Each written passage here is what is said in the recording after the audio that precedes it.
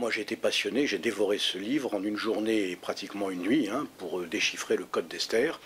Et j'ai trouvé ça absolument haletant et formidable.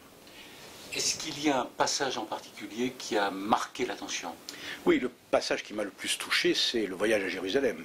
L'itinéraire, le voyage jusqu'au bout, non pas de la nuit, mais jusqu'au bout du savoir, avec ce rabbin qui lui-même a déchiffré le code d'Esther.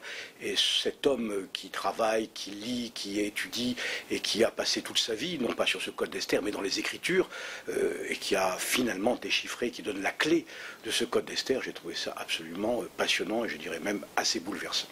Est-ce que vous avez été amené à vous poser des questions, on va dire, un peu plus intimes, de l'ordre divin?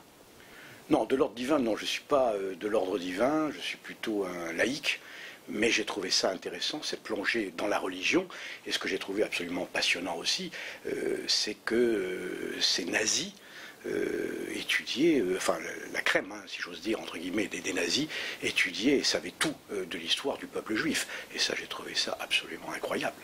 Ça vous a amené à revisiter un peu l'histoire de la Deuxième Guerre mondiale? Oui, je ne savais pas tout ça. Et je ne savais pas le Pourim à la fin, lâché par ce nazi, que ça allait amener aussi loin et qu'encore une fois, tout le monde savait, en tout cas l'élite savait exactement l'histoire du peuple juif. Et ça m'a amené à me poser des questions et à revoir toute cette histoire du peuple juif et de l'histoire de l'humanité.